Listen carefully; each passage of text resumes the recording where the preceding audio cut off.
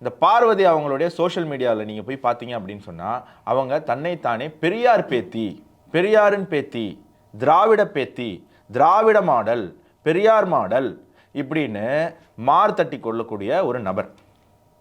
இப்போ பெரியார் பேத்தி இன்னொரு பெண்ணை வந்து எட்டி மதிக்கிறது தான் பெரியார் பேத்தியா இருக்கலாம்.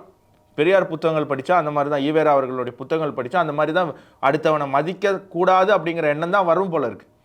ஈவேரா அவர்களுடைய புத்தகங்களும் அவருடைய கொள்கையும் அவருடைய பேச்சுக்களும் கேட்டால் அடுத்தவங்களை மதிக்கக்கூடாது அப்படிங்கிற ஒரு எண்ணம் தான் வரும்னு தோணுது எனக்கு.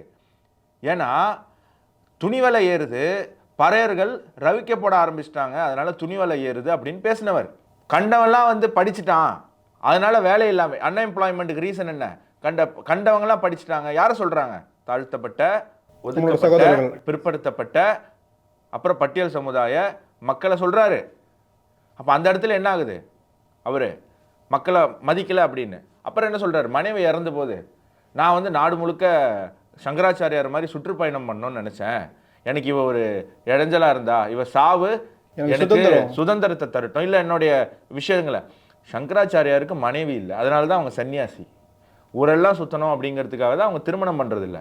திருமணம் பண்ணிட்டா குடும்பம் குட்டியை பார்க்கணும். முதல்ல திருமணமும் செஞ்சுட்டு குடும்ப குட்டியை பார்க்காம நான் சமுதாய பணிக்கு போறேன்னு சொன்னா அவனோட அயோக்கியம் யாரும் கிடையாது. அதுல அவர் இன்னொரு விஷயம் மென்ஷன் பண்றாரு.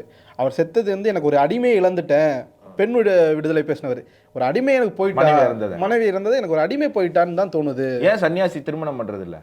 பண்ணாம குடும்பம்னு ஒன்று வந்துட்டா, உன்னை நம்பி ஒரு பொண்ணு வந்துட்டா, உனக்குன்னு ஒரு குழந்தை உருவாயிட்டா, அவங்க தான் உன்னுடைய முதல் ப்ரியாரிட்டியாக இருக்கணும். வீடு நல்லா இருந்தால் தான் நாடு நல்லா இருக்கும் அப்படிங்கிற கான்செப்ட் அங்கே வரும். நீ கல்யாணம் பண்ணிப்பியான் உனக்கு தேவைக்கு, குழந்தை பெற்றுப்பியான் உன் தேவைக்கு, ஆனால் நான் வந்து சமுதாய பணிக்கு போவேன், இவங்களெல்லாம் கண்டுக்க மாட்டேன் அப்படின்னு சொன்னால் அந்த குடும்பம் சீரழியும், அதனால நாடு சீரழியும். ஸோ அப்போ ஈவேரா அவர்களுடைய ஸ்டடீஸை எடுத்து மண்டையில் ஏற்றிக்கிட்டா இந்த மாதிரி இன்னொரு பெண்ணை எட்டி மிதித்து கீழே தள்ளக்கூடிய ஒரு குணம் தான் உருவாகும் அப்படிங்கிறது தான் பார்வதி போன்ற அந்த பிக் பாஸில் இருக்கக்கூடியவங்க இந்த சமுதாயத்துக்கு உணர்த்துது. இதை பிக் பாஸ் பார்க்கக்கூடிய குடும்ப பெண்கள் கவனிக்கணும்.